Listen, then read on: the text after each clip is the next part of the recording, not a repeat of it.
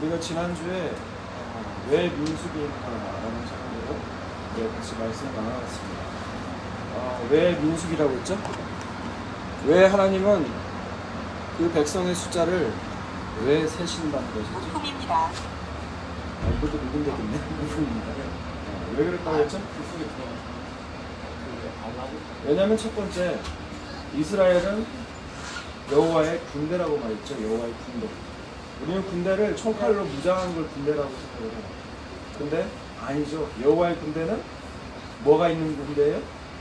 어린 양의 피로 나올 사람들, 어린 양의 피로 건짐을 받은 사람들, 그 사람들이 바로 여호와의 군대라는 거예요.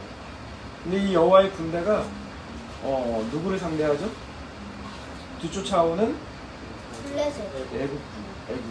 그 당시 최강의 무기로 무장한 애국인들을 하나님은 어디서 수장을 시켜버려요? 성회에서. 그걸 보여주죠. 그걸 보여주는 거예요. 하나님이 함께 하시면 애국이라고 하는 최강의 그 무게조차도 하나님 앞에 게임도 안 된다는 것이죠. 하나님이 이스라엘 백성과 함께 하신다는 것, 그걸 알게 하시기 위해서 그 백성의 숫자를 지금 계신다는 거예요. 그리고 또 두 번째는 또 뭐죠? 두 번째는 이제 민수기하고 관련된 거예요. 민수기는 진을 쳐요. 회막을 중심으로 이동을 해요. 늘 어디를 가든지 회막 중심이에요. 그곳에 숙박을 할 때도 회막 중심, 그리고 이동할 때도 회막 중심이에요. 회막이라는 것은 하나님과 만나는 장소예요. 거룩한 장소예요. 네. 이런 모습을 통해서 하나님이 이스라엘, 그 회막의 그 낮은 곳에 오셔서 진영 가운데 오셔서 그들을 보호하시고 함께 하시고 인도하신다는 모습을 알게 하시기 위해서 그 백성의 숫자를 세시라는 거예요. 1장의 이야기가 끝나고 나면 이제 2장으로 넘어가게 되는데, 이제 2장에 넘어가게 되면 그 진영을 중심으로, 회막을 중심으로 각 지파가 어떻게 배치되는지를 나오게 돼요. 사실 제가 그래서 이게 2장, 3장, 4장까지 넘어가다 보면 이게 성막의 얘기가 나오고 각 지파가 어떻게 배치됐고 또 레위 지파는 또 어떻게 배치되고 또 어떻게 행진을 하는지를 이게 여러분 그 구글이라든지 검색을 해보면 나오거든요. 그래서 제가 그림 다운 받아놨어요. 근데 그 USB가 지금 어디 있는지를 못 찾겠어요. 그 그림 보면 너무 이해하기 쉬운데 다음에 또 기회가 된다면 보기로 하기로 하고, 그 각 2장에 나오는 그 지파의 모습들을 보면 그 성막을 중심으로 동쪽은 어떤 지파가 쓰죠? 동쪽은 유다 지파, 이사갈, 스불론이에요. 그리고 남쪽으로는요? 루벤, 시몬, 갓. 네, 루벤 지파. 그리고 서쪽은요? 에브라임, 므낫세, 베냐민. 북쪽은요? 단, 아무튼 이런 모습들이 있는데 왜 이런 모습들을 이렇게 동서남북으로 이렇게 배치를 시키는 걸까? 왜 그러실까? 왜 그러실까? 여러분 구약은요, 히브리서 보면 이게 뭐라고 했죠? 구약의 히브리서 봤잖아요. 히브리서를 보면 여기 있는 이 성막의 모형은 뭐라고요? 그림자라고요. 그림자처럼 하늘에 올라가면 진짜 실체가 있는데 그분이 누구라고요? 예수 그리스도. 실체가 따로 있다는 거예요.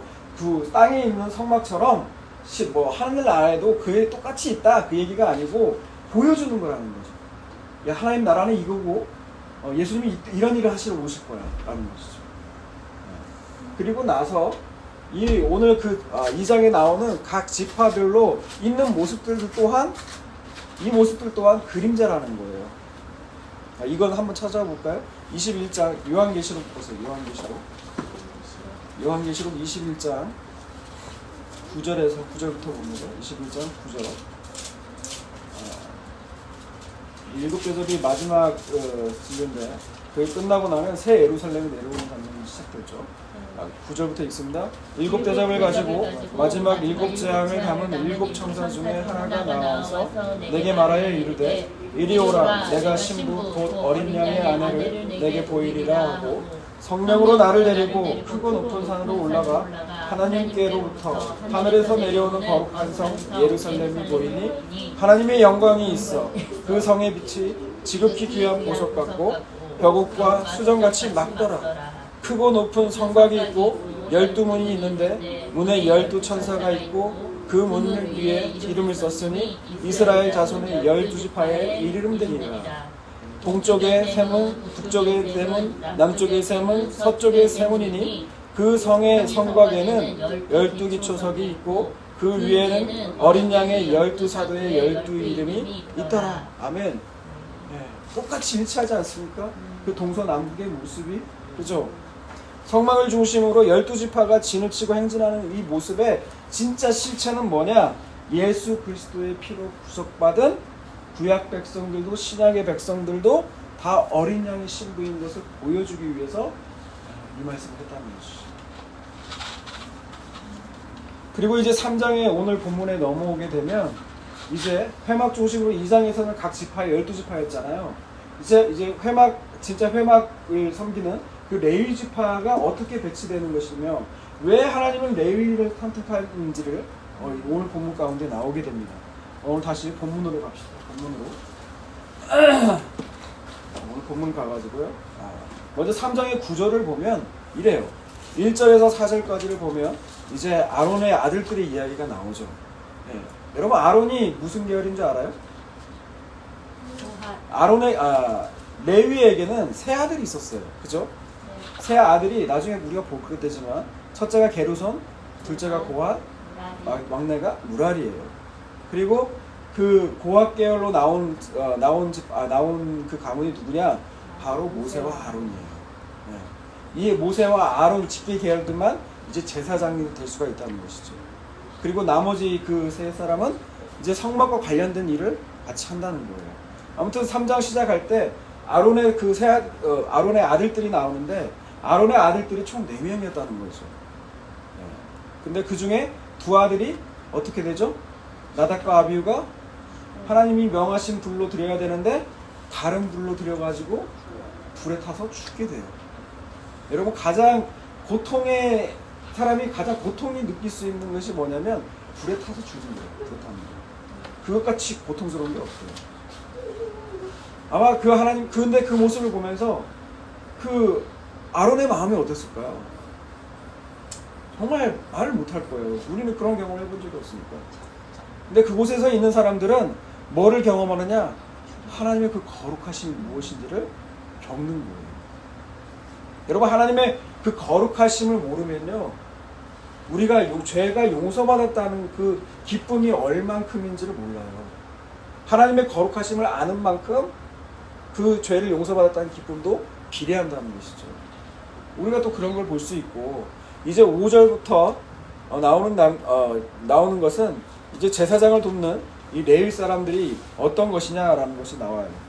이 5절에서 이 13절까지의 말씀이요, 이게 참 재밌는 게 40절에서 51절 오늘 본문하고 이게 사실 연결이 돼야 돼요. 둘이 논리적으로 보면 그래요. 논리적으로 보면 5절부터 13절하고 40절에서 51절까지가 연결이 되어야 사실 논리적으로 매끄러워요. 네. 그런데 어떤 이유에선지 14절에서 그 39절까지 레위 자손의 인구조사가 나오거든요. 아마 근데 이 13절하고 우리가 5절에서 13절까지 읽어보면 아마 그렇게 흐르는 것이 자연스럽기 때문에 아마 그렇게 하지 않았나 싶어요. 그래서 우리가 5절부터 13절의 말씀을 한번 볼 건데요. 5절부터 한번 봅시다. 여호와께서 또 모세에게 말씀하여 이르시되 레위 지파는 나아가 제사장 아론 앞에 서서 그에게 시종하게 하라. 그들이 회막 앞에서 아론의 직무와 온 회중의 직무를 위하여 회막에서 시무하되 곧 회막의 모든 기구를 맡아 지키며 이스라엘 자손의 직무를 위하여 성막에서 시무할지니 너는 레위인을 아론과 그의 아들들에게 맡기라. 그들은 이스라엘 자손 중에서 아론에게 맡겨진 자들이니라. 너는 아론과 그의 아들들을 세워 제사장의 직무를 행하게 하라.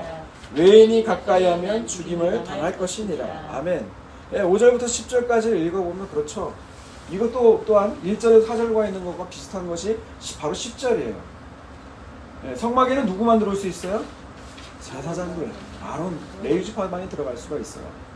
예, 다른 뭐 유다 지파라든지 다른 지파가 들어가게 하면 어떻게 된다고요? 반드시 죽는다는 거예요. 하나님의 그 거룩하심을 또한 보여주는 일이라고 할 수가 있겠죠. 그리고 나서 11절부터 말씀을 읽어보면 이래요. 또 이제 여호와께서 모세에게 말씀하여 이르시되 보라 내가 이스라엘 자손 중에서 레위인을 택하여 이스라엘 자손 중에 태를 열어 태어난 모든 자를 대신하게 하였은즉 레위인은 내 것이라. 이 말씀하셨어요. 뭐라고 말씀하셨다고요? 내가 레위인을 택했다는 거예요. 레위인을 택한 것은 뭐 때문에 택했다는 거예요? 이스라엘 자손 중에 태를 열어 태어난 모든 자를 대신하게 하려고 레위인을 택했다는 거예요.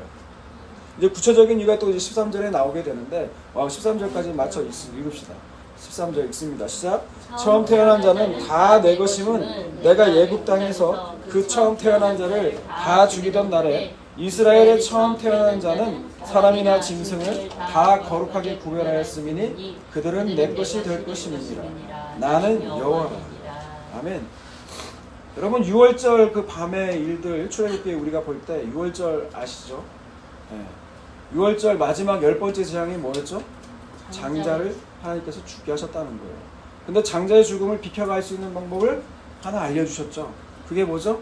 용설주에 어린 양의 피를 용설주에다 어린 양의 피만 바르면 돼요. 그렇게 하면 그 죽음이 넘어간다고 하셨거든요. 그게 6월절이에요. 이스라엘 백성이 원래는 어떻게 해야 돼요? 하나님이 알려주시지 않으면 이스라엘 백성도 꼼짝없이 죽어야 되는 거예요. 네, 거기서 다 죽어야 되는 거예요. 원래는 다 죽어야 되는 존재라는 거예요. 그런데 이스라엘 백성이 살아난 건 누구 은혜요? 어린 양의 피 바른 나중에는 곧 예수 그리스도의 은혜지만 그 은혜라는 것이죠. 그리고 너희는 원래는 죽은 존재였는데 너희는 원래는 죽은 존재 맞아. 근데 어린 양의 피 때문에 너희가 살아난 거야. 그걸 알으라는 거예요. 네. 그래서 하나님께서는 그 이스라엘의 그 처음 태어난 자 얘네들 다 내 거라는 거예요. 그래서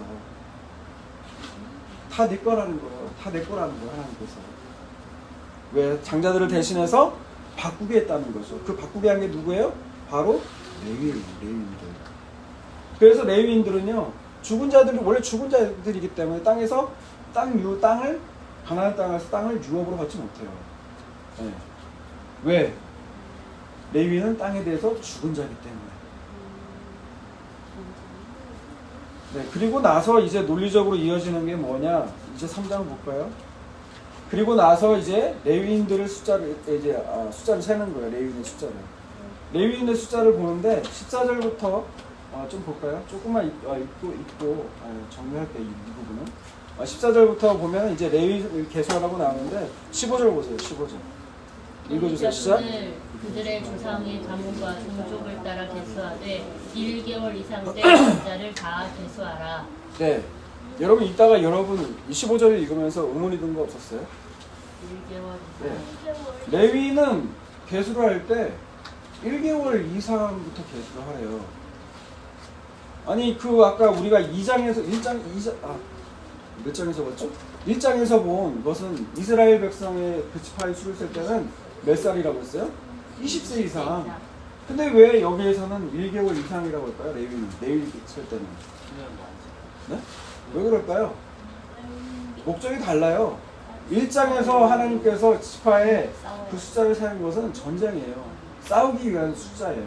그래서 20세 이상부터 한 거고요. 3장에 나와 있는 1개월 이상의 수는 아까 말한 레위를 택한 이유와 연결이 되어 있어요. 레위는 누구 거라고요? 하나님 거라고요. 다 하나님 거라는 거예요. 20세 이상만 그런 것이 아니라 태어난 순간부터 그 전부터 이미 하나님께서 택하신 그 장자의 죽음을 면하게 하신 그 어린 양의 피 때문에 살아난 그 사람들은 다 누구 거라는 거예요? 다 하나님 거라는 거예요. 그렇기 때문에 1개월 이상이라고 말을 한다는 것이죠. 예. 그러고 나서 이제 개수를 하니까 이제 개수를 하는 내용들이 이제 쭉 나오게 되는 것이죠. 이제 그 순서대로 보게 되면은 이제 게르손과 고핫, 무라리 계열의 숫자를 다 세요. 1개월 이상 남자의 수를. 그래서 결론이 뭐냐? 몇 절에 나오죠 그게? 39절 한번 보세요. 39절. 숫자를 다 세요. 39절 읽어주세요. 시작. 모세와 아론이 여호와의 명령을 따라 레위인을 각 종족대로 계수한즉 1개월 이상 남자는 모두 22,000명이더라. 레위인 숫자가 총 몇 명이라고요? 22,000명이라는 거예요. 여러분 이 숫자를 잘 기억하세요. 네. 이게 또 연결이 되기 때문에 그래요.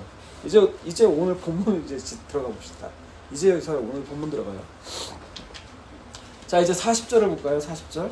시작. 여호와께서 또 모세에게 이르시되 이스라엘 자손에 태어난 남자를 1개월 이상으로 다 계수하여 그 명수를 기록하라.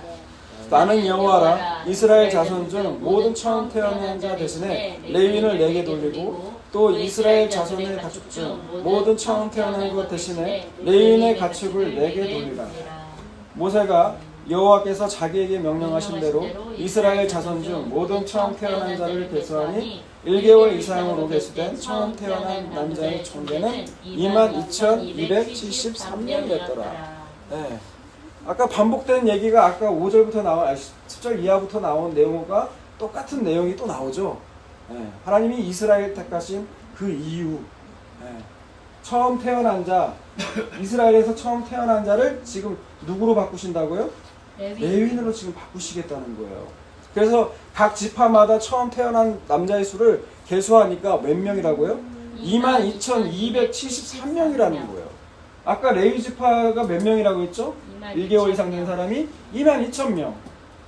그리고 각 지파의 처음 그 1개월 이상 된 사람 태어난 자는 몇 명이라고요? 22,273명.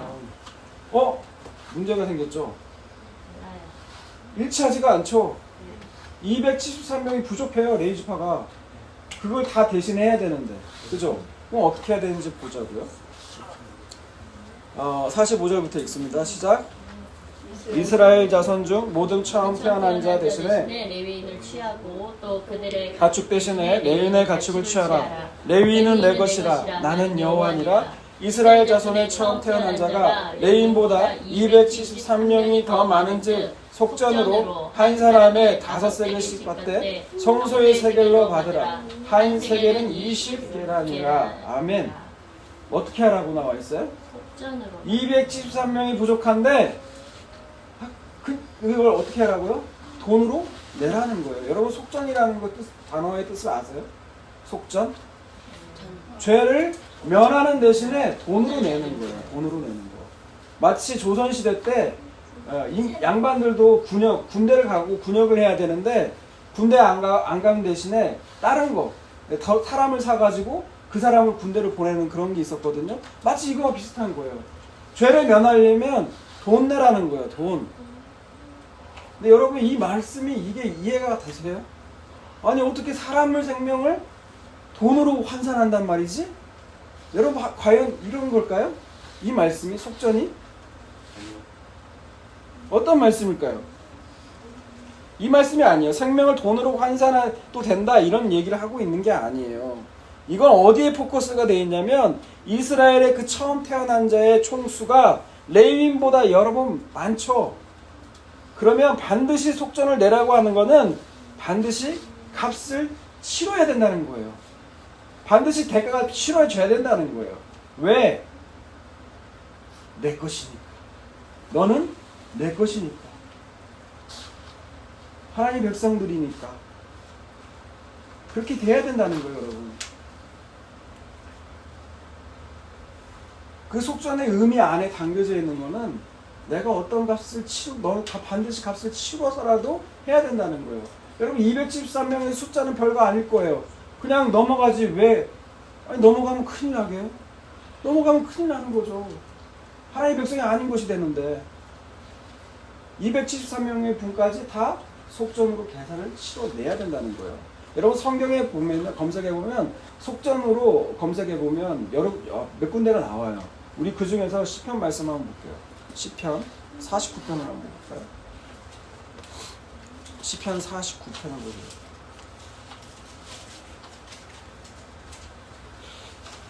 이것이 고라자손의 시라고 나와 있어요. 고라자손 시인데 1절부터 읽습니다. 무백성들아 이를 들으라. 세상의 거민들아 모두 귀를 기울이라. 귀천 빗물을 막론하고 다 들을지어다. 내 입은 지혜를 말하겠고 내 마음은 명철을 작은 소리에 읊조리로다.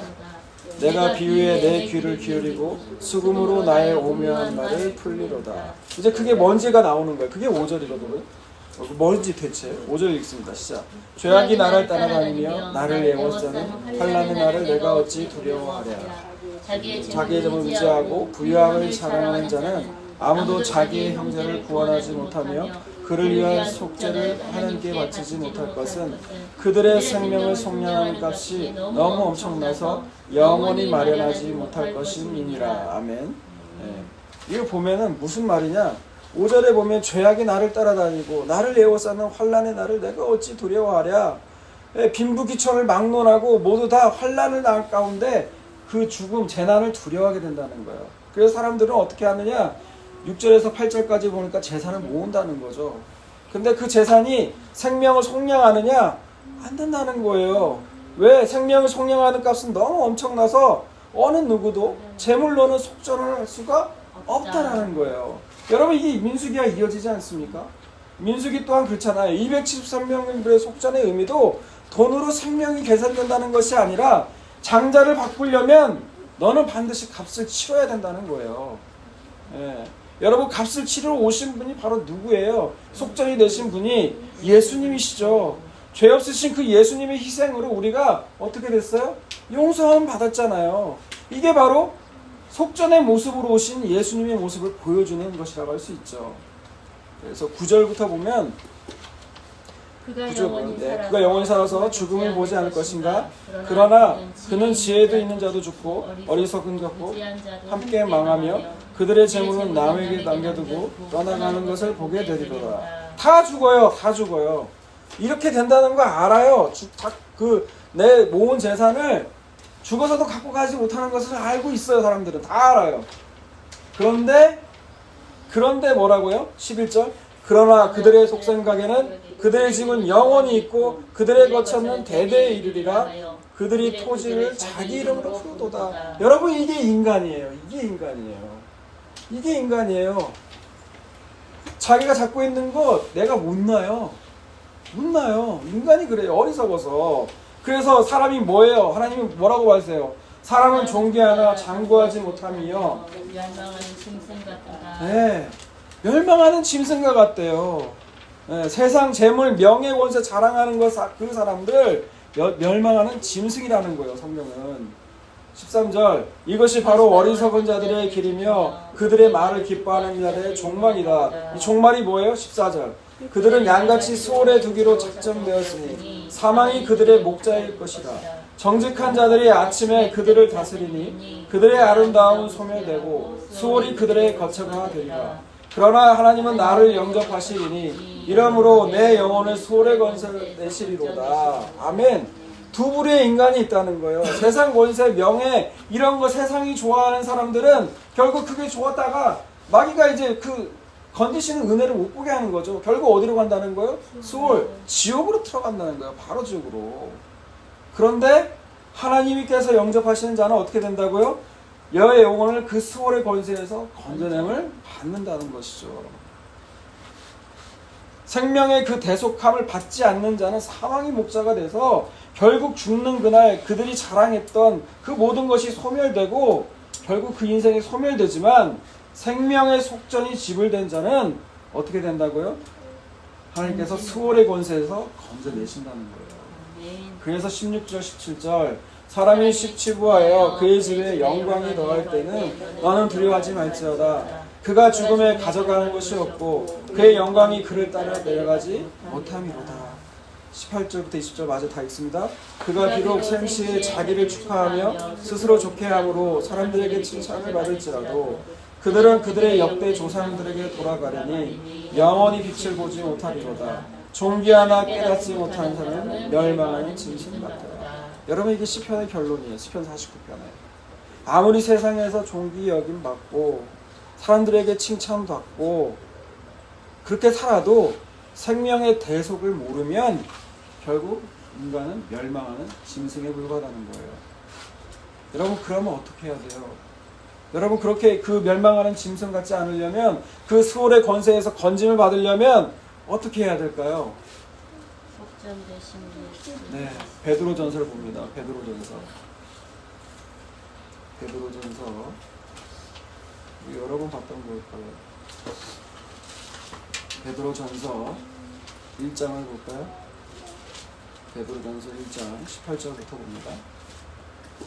너희가 알거니와 너희 조상이 물려준 헛된 행실에서 대속함을 받은 것은 은이나 금같이 없어진 것이 아니요 오직 흠없고 정없는 어린 양 같은 그리스도의 보배로운 피로 된 것이라. 뭐로 된 거라고요?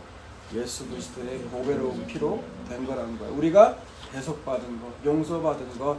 오늘 민수기의 표현으로 하면 속전. 그게 뭐다고요? 바로 그리스도의 보배로운 피라는 것이죠. 그래서 어떻게 해야 돼요?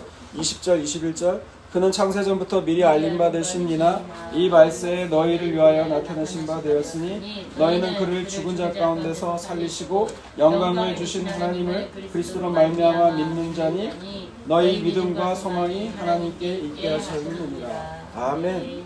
네, 그런 자들은 누구를 바라봐요? 이제 세상을 바라보지 않고 하나님께 소망을 두면서 살아간다는 거예요. 여러분 민수기 3장에 오늘 본문 가운데 나와 있는 것들, 왜 하나님은 레위인을 택하셨는가? 왜 하나님은 레위인을 택하시고 그 레위 자손의 개수를 하셔서 그 273명이나 부족한 것을 왜 속전으로 치르게 하셨는가? 그것을 우리가 오늘 알아본 거예요. 그게 뭐라고요? 뭐라고 했어요? 질문을 던졌는데 지금 멍 때리셨죠? 네. 네. 네. 너는 내 것이라 네. 하나님의 것으로 삼으시라고. 네. 잘 들으셨네요. 네. 유월절 어린 양의 피 가운데 있는 자들은 다 하나님 거라는 거예요. 네. 여러분 그거는 서열이 여기 나오는 장자, 둘째, 셋째 혈통을 얘기하고 있는 게 아니에요. 둘째여도 어린 양의 피 가운데 내가 예수를 믿는다는 사람은 다 장자인 거예요. 그래서 교회는 장자들의 총회라고 그렇게 말을 하는 거예요. 오직 장자들의 총회가 바로 교회고 그 신부된 교회의 모습이라는 것이죠. 오늘 말씀의 결론이라고 해야 될까요? 하나의 글을 읽고 저희 매일매일 어떤 아는 목사님한테 오거든요.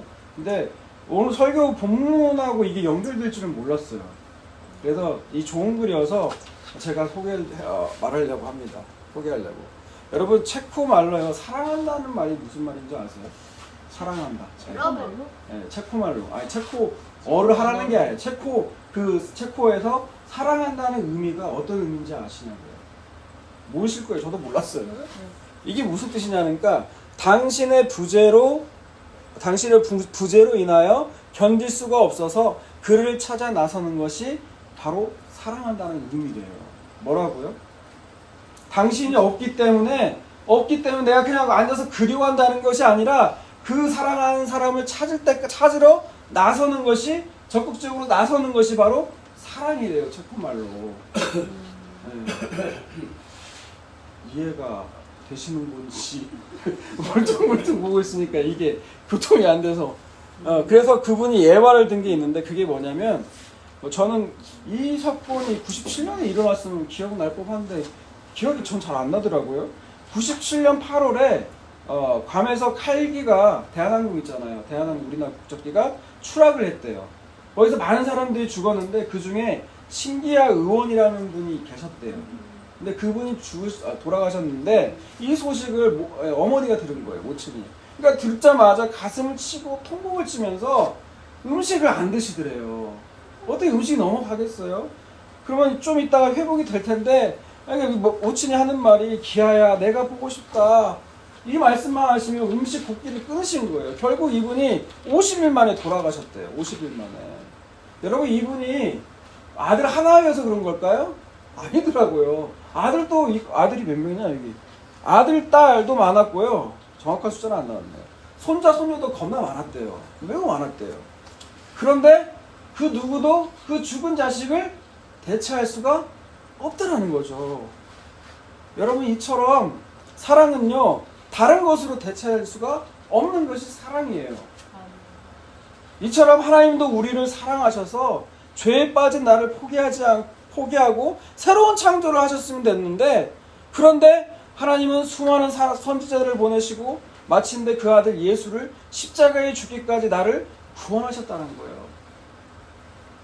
하나님의 메시지가 그거라는 거죠. 나는 너 아니면 안 돼 라는 거예요. 나는 너 아니면 안 돼. 그거 안 돼. 나는 너 아니면 안 된다. 그게 하나님의 사랑이라는 거예요. 이것이 성경에 나와요, 안 나와요? 나와요. 여러분, 이사야서 43장 1절과 2절을 읽고 말씀 마치겠습니다. 이사야서 43장.